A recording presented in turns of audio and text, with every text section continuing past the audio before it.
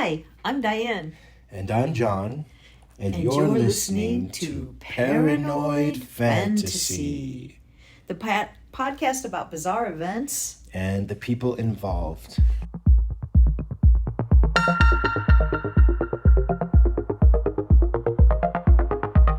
What are we talking about today, John? This episode is titled The Shameless Audacity of Pamela Hupp, Part 2. If you missed the first part, go back into your podcast list directory and find The Shameless Audacity of Pamela Hupp, Part 1. Please also subscribe to our podcast, like it, and review. It helps us to keep doing what we're doing. It's a free podcast. Also, disclaimer, as ever, our podcast is intended for insight.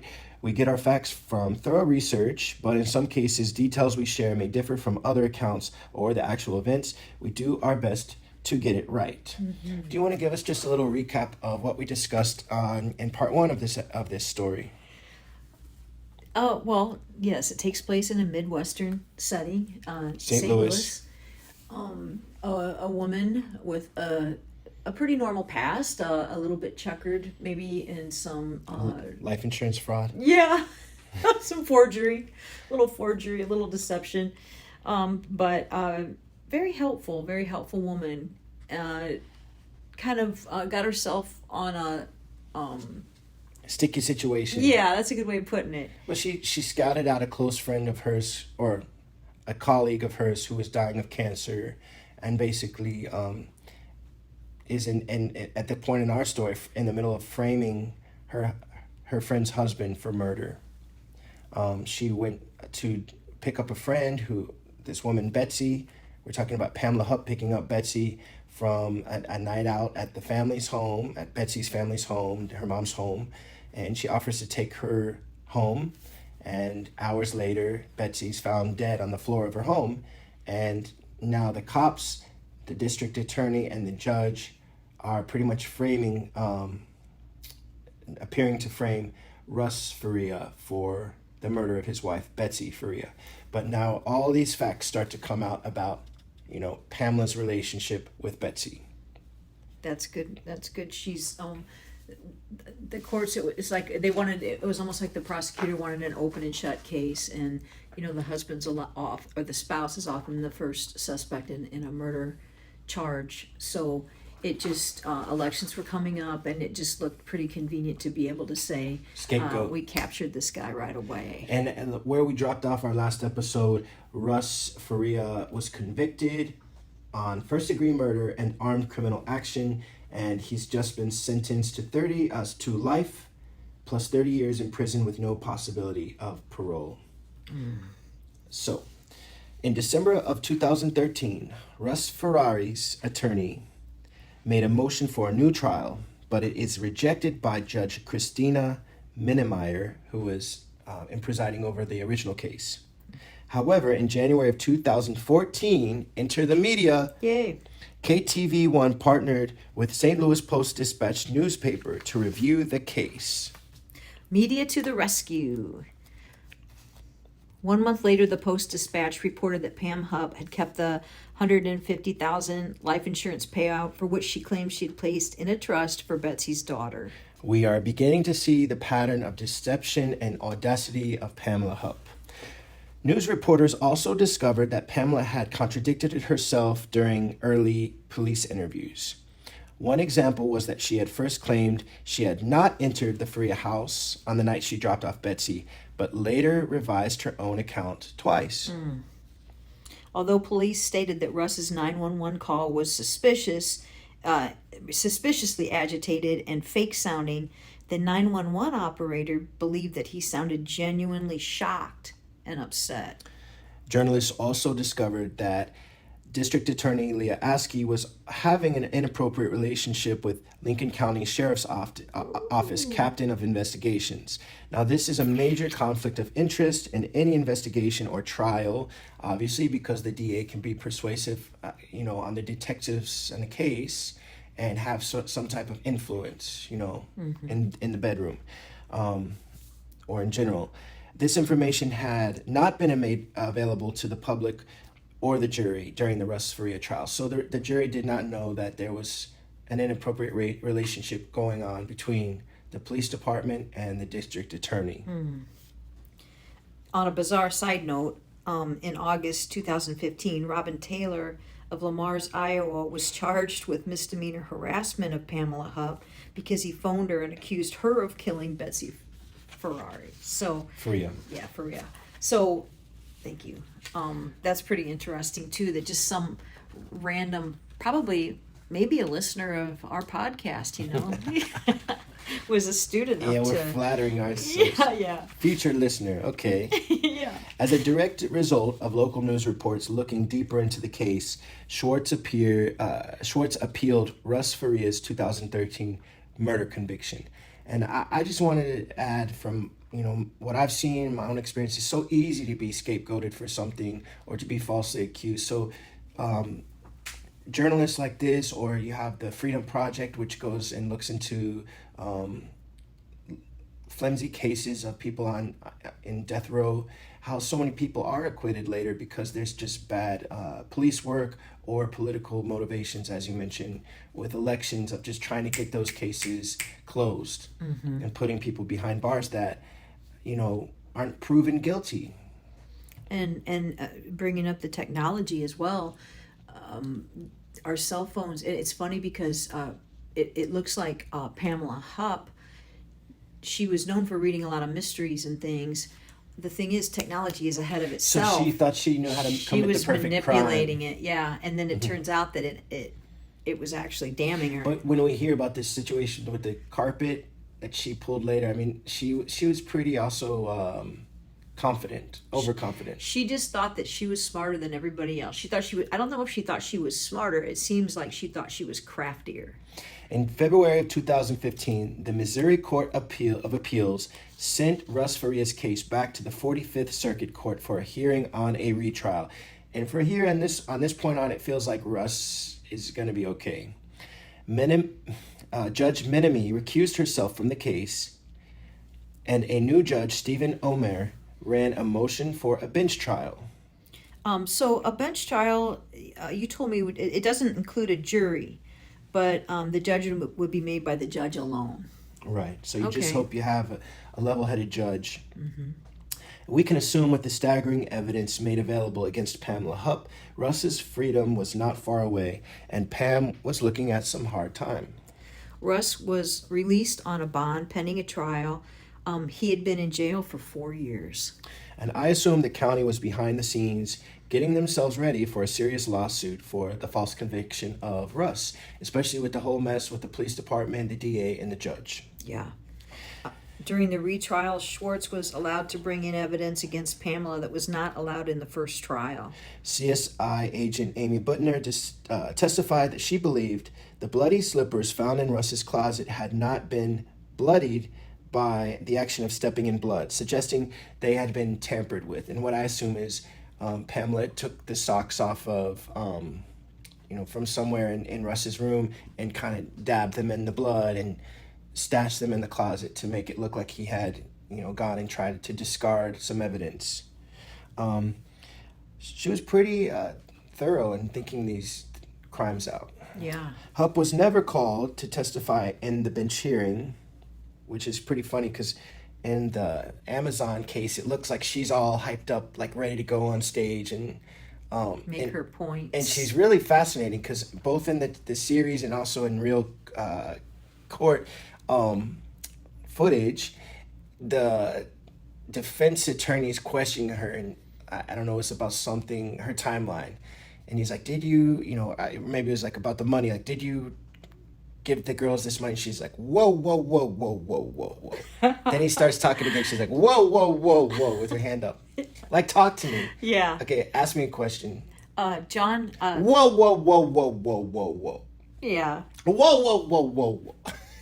She was pretty confident that she was in the driver's seat. It's not funny because we do have also respect for the victims, their families, but absolutely, you have to see this woman is another level of, crazy. She's got a personality. Acting. Okay, I'll just finish that. So she was not called to testify.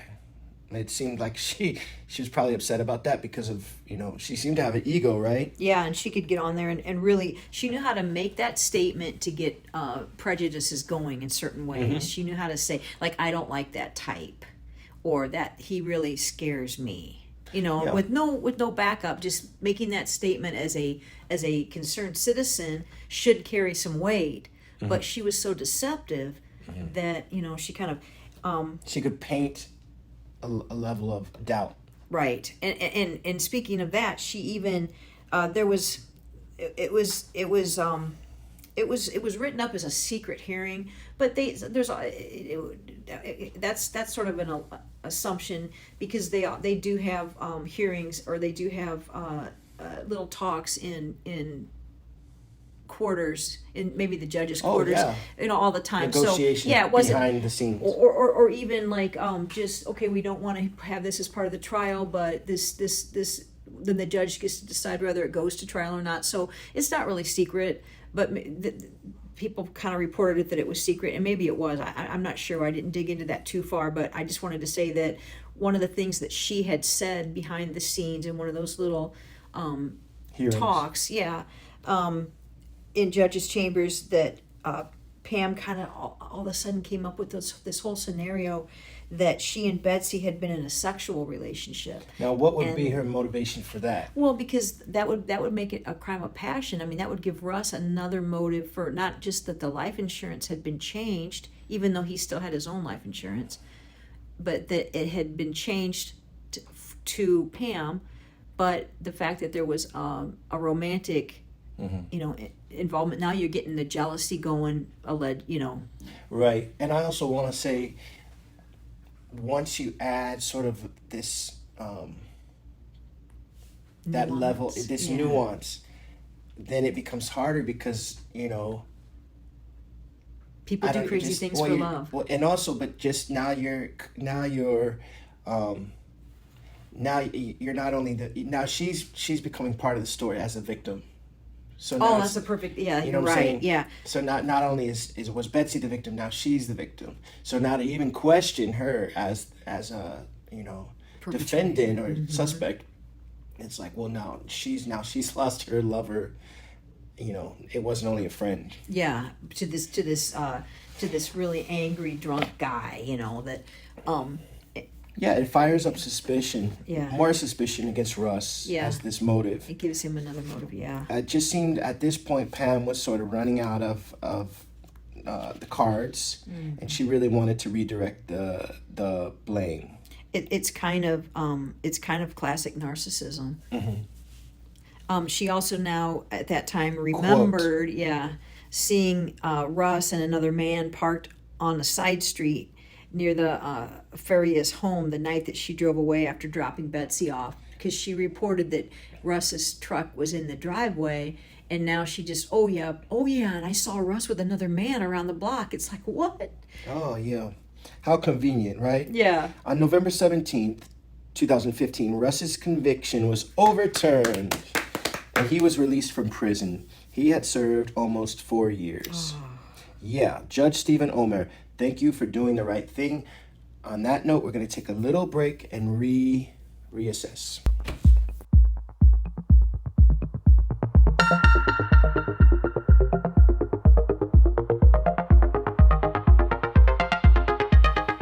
Okay. And we are back. In 2016, Joel Schwartz filed a bar complaint against DA Leah Askey. Wow, Attorney Joel Schwartz is turning out to be the hero we all need. He did not stop until things were really made right. Well, the bar complaint was dismissed. But in July 2016, Russ Faria filed a civil rights lawsuit against Askey and 3 deputy sheriffs on the grounds that they had fabricated evidence, ignored exonerating evidence, and failed to investigate the other obvious suspects in Russ's first trial. Now, on our podcast, we're sort of only giving scratching the surface with all of the what I believe to be inaccuracies and the mischief Right, but it's all part of public record. We didn't want to this is a lengthy story. We didn't want to bog down too much into the weeds of it, but there is a lot of coverage of this story. And I believe that there was some photographs of the scene that originally they claimed, the prosecution claimed that the film wasn't usable, or, that they weren't developed properly, but then they ended up becoming like, picture perfect photographs that show that there was there wasn't any evidence of a cleanup by Russ on the night of the murder. Mm-hmm. Okay, re-enter Pamela Hupp. Again, this is which I'm trying to think of which trial we're in. We're at the place where Russ was just exonerated. Yes. So she must be starting to sweat, because if he didn't do it, who did it? Right. At this point, she would have known her days were numbered. And in Pam's Hupp style, she decided to double down on her framing of Russ Faria. Her audacity knew no bounds, and she was desperate to put another nail in Russ's coffin. She actually began trolling for another victim to help spin more lies in her web of deceit. In August of 2016, Hupp began combing low-income neighborhoods around St. Louis, posing as a Dateline producer, offering naive people $1,000 to get in her car, travel to her home, and record sound bites of 911 calls for a supposed future Dateline episode. She attempted this scheme first by picking up Carol Alford, also known as Carol McAfee. But when Carol got into Pam's car, she quickly sensed that something was amiss. She insisted Pam return her to her home, where she called 911 to report the strange incident. A second witness, Brent Charlton, told police that he had been approached by Pamela with a similar proposition. Sadly, it was Louis Royce Gumpenberger, a husband and father with mental and physical disabilities due to a 2005 car accident, that fell for Pam's scheme. On August 16th, 2016, Pamela convinced Louis to ride to her home, where he would be paid $900 for recording the alleged Dateline script. Once home with Louis, Pam called 911 twice to report a burglar in her house. She would shoot Louis 5 times in the hallway as he stood on a swatch of extra carpet, which she had conveniently placed and had him stand on, to deliver a phony soundbite as she called 911. This is like very interestingly executed in the Amazon Prime series, The Thing About Pam. It's very, very interesting. And I'm sure there's an element of theatricality that they added to that, but it's mind-blowing to think she could get away with this. It's amazing, too, that when she realized that Louis had a disability, she knocked $100 off what she gave him, even though she had no intention of him keeping it. She knew she was going to murder him, but she shortchanged him. Right. In the series, they did show that. I wonder if that really happened. I mean, we don't know, but no, we wouldn't. People with disabilities get used all the time. Yep. It was. She definitely targeted him. Yeah. She planted a note in Louis's pocket, which read, "Take Hupp back to the house and get rid of her. Make it look like Russ's wife. Make sure that the knife's sticking out of her neck." When detectives arrived at the Hupp home, Pamela claimed that Louis had jumped out of a car driven by another person and jumped into her SUV armed with a knife. He accosted her and demanded that she go to a bank to retrieve Russ's money. Hupp claimed that she knocked the knife out of Gumper's hand with a karate chop and fled into the house, shooting Gumpenberger in self-defense with a Ruger LCR, which she kept in her nightstand.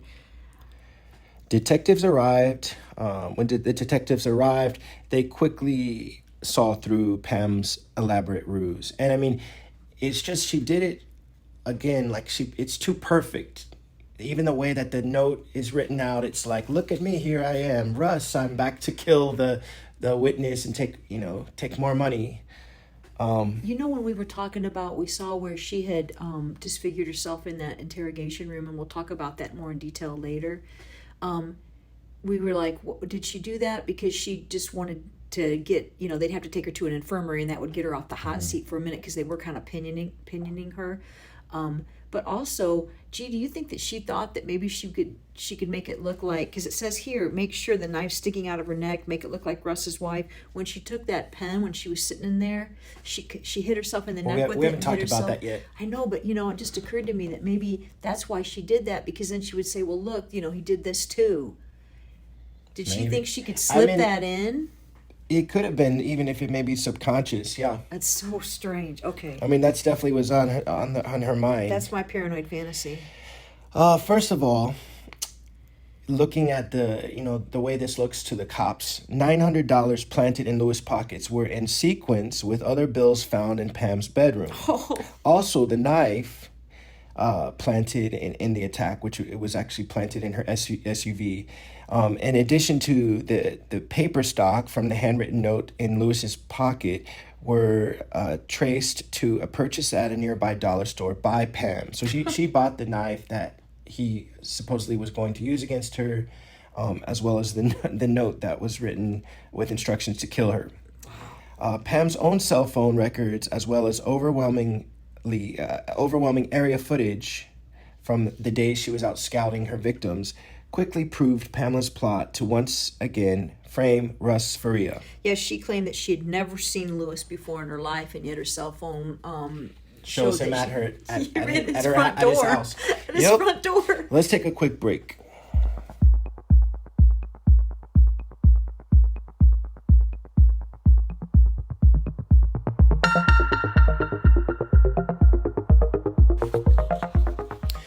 Okay, we're back. So we've just come from the place where now Pamela is caught trying to frame Russ again, and now she has killed another person.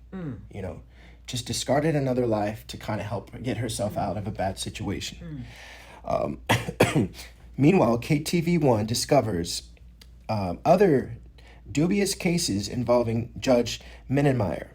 There seemed to be a big problem with the court system of St. Louis, and we know this can create havoc in the system. So anytime you have a judge that is accused of misconduct, or a DA, that allows any other criminal that's behind bars that has been under that judge's court to come back and have their case retried. And that happens a lot. It creates a huge mess. Mm-hmm. Well, we're all just human beings, and we're all subject to failings and shortcomings, and we always hope that the people that are appointed are able to carry that trust. But we're at the mercy of them if they wanted to, frame us or try to get something done and not really thoroughly investigate it. Or they convince themselves that this is the suspect. I mean, you and I know we would never do that, but we don't know how other people are. Right. They're not thorough. And if they've seen it, they think they've seen everything. Sometimes they can look at somebody and think that they can read them, and sometimes you can, but sometimes you can't. Like, would you walk into an Olive Garden and put your life on the fact that that table that you're sitting at was cleaned thoroughly? I've never been in one, so I don't know how to answer that, but okay, we do have those. Maybe I'll visit one. Outback. Anywhere. I mean, anywhere. I don't go anywhere. My point is, I don't even trust, I only trust my own kitchen and yours. I don't trust certain people to do certain things in their job because they take shortcuts. Right. All right, so the sheriff's office issued a press release stating that they were cooperating with the United States Attorney for the Eastern District of Missouri in a review of the case of Russ Faria. In 2017, ASCII asked Lincoln County commissioners to investigate independently into her conduct, which reported no wrongdoing. However, in January 2017, Minnemeyer was suspended by the Supreme Court of Missouri for misconduct unrelated to the Faria case. And in 2018, both Judge Minnemeyer and District Attorney Leah ASCII were voted out of their respective positions. And in March of 2020, Russ finally received settlement in his civil rights case worth $2 million. Do you think that is enough money to justify 4 years imprisonment and all that stress? That would be, he had to have been a changed man when he walked out. Yeah, I think it should be more like $20 million or 200. I mean, That's that's reprehensible that he it was almost like he was railroaded. Once Russ Faria's conviction was overturned and both the DA and judge of his case had been made fools of, Pamela Hupp must have known her days were really numbered. Yeah, back to Pam Hupp. On August 23rd, 2016, Pam Hupp was arrested and charged with first-degree murder and armed criminal action. Okay, I just want to insert this right here. She hasn't even been held accountable for Betsy Faria's murder. That's still kind of just considered unsolved now because now Russ Faria has been acquitted. Mm-hmm. But now she's being convicted or being charged for a new murder, which she tried to use to kind of get out of this other situation. It's just interesting. Yeah, and horrifying. Upon her arrest, she requested to visit the bathroom where she would attempt to kill herself, or, as you might suggest, appear to attempt suicide by stabbing herself in the neck and wrist repeatedly with a ballpoint pen that was left in the interrogation room during the day of her arrest. Or to make it look like the note had suggested that the gentleman that she had do those sound bites and ended up shooting in her house, to make it look like, the note said, make it look like Russ's wife. And then she gets in there and they start questioning her, and she thinks, well, maybe they wouldn't have noticed that these wounds were inflicted.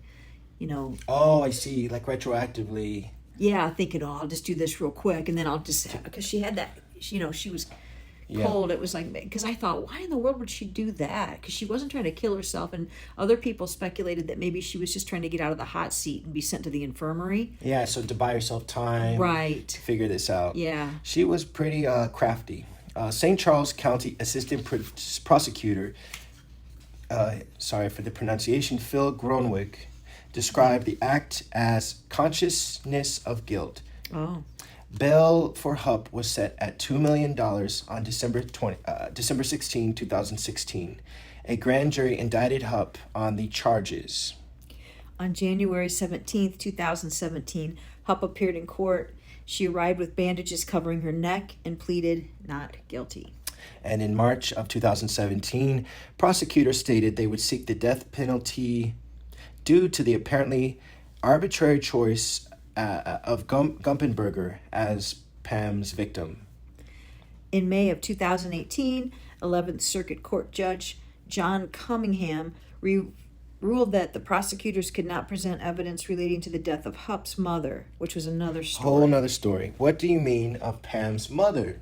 Well, on October 29th in 2013, Pam Hupp's mother, Shirley Newman, died under somewhat suspicious circumstances in her independent senior living community. She was found dead on the ground under her balcony of her second-story apartment after Pam had dropped her off the night before, telling the nurses not to worry about checking on her that night or next morning because they had a nice day out, eating a lot, and then her mother just needed to rest for a while. The railings of the balcony were broken, and she had 0.84, milligrams of sedative in her system. It's reading mcg. I don't know if that's milligrams, but it's a lot. Over 8 times the normal dosage for that treatment. I think the first time they looked at this case, that was sort of overlooked because her mother, it was an independent living. She was administering her own medications, I'm assuming, and she did have a dementia on her diagnosis reportedly. So I think they sort of glossed over that at first. Pam, along with her siblings, each received approximately $120,000 worth of investments held by Shirley Newman, as well as sharing $10,000 of life insurance each in the payoffs upon Shirley's sad death. Pam Hupp was the last person to visit her mother Shirley before her death. ... In April of 2018, Judge John Cunningham ruled that prosecutors could present evidence relating to the killing of Betsy Faria, Pam's trial, and the case of Louis Gumpenberger was set for June 2019. And so just to provide clarity, the whole death of her mother, that's a whole complete separate case that was never brought up in either Betsy Faria's or Russ's murder trial, or this trial against this poor father that she used for an alibi. Right. The only thing that actually did change due to that relook was at first they had said that it was an accidental death, and then in light of some of the circumstances, like I sort of was mentioning before, they decided that it was undetermined. Mm-hmm. Yep. So that did change, but that's all. Instead of contesting murder charges against Louis Huppenberger, Hupp entered an Alford plea. An Alford plea does not necessarily admit guilt, but it is used when a defendant knows that evidence against them is overwhelming and that they have no chance of winning. They accept an Alford plea against them by default. The Alford plea waives the right to a jury trial. So some people say that the family of the victim don't really get that satisfaction of the trial because it's kind of like a cop out. Mm-hmm. And as a condition of Pamela Hupp's Alford plea, she would not face the death penalty, but would be sentenced to life without parole. Wow, how the tables turned. In September 2020, Hupp's husband, Mark, filed for divorce, describing their marriage as irretrievably broken. And in July of 2021, Lincoln County prosecuting attorney Mike Wood charges Pam Hupp with first-degree murder of Betsy Faria. So that's where we are now. And armed criminal action. Hupp entered a not guilty plea. On September 8th, 2021, the armed criminal action charge against Hupp was dismissed, and a preliminary hearing was scheduled for 2022. It was delayed indefinitely after Pam Hupp's public defender died of a heart attack. In August 2022, Hupp waived a right to a preliminary hearing, and in October of 2022, Hupp's trial was moved to Greene County, Missouri. It's being transferred to the 31st Judicial Court. As far as we can tell or read or research, there's no update on the trial of Pam Hupp for the murder of Betsy Faria. I'm sure they're not in any hurry to, at least the court system, to get this done because she's already kind of behind bars. I don't know if that plays into the scheduling, but there's just no update from what we can see. Well, we'll keep our eyes open for everyone and yes, keep you posted. Yeah, we may come back to it, and I'm sure there will be a nice, thorough investigation by Dateline if this trial does continue. What do you think about Pam Hupp? I think I'm sleeping a little easier if I lived in that town knowing that she was behind bars. Yeah, it's a really interesting thing because, life is just stranger than fiction. Yeah, if you made up a story like that, you would think, oh, there's no way someone would have that much nerve to just be right out in plain sight doing those things, and then to pull someone else in and just murder after murder. It'd be interesting to have a psychological evaluation of her done, a formal one, just for curiosity's sake, if nothing else. Mm-hmm.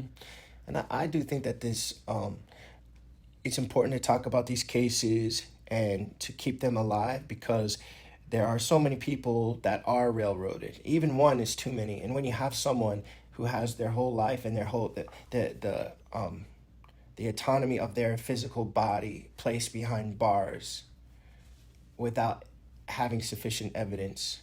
I mean, compared to other countries, we have I think a pretty decent legal system. We do. But you really need to keep these cases alive because there's so much prejudice and bias against certain people for whatever reason. Mm-hmm. And there are people that are just in the wrong place at the wrong time that get railroaded for things that they had nothing to do with. That's so true.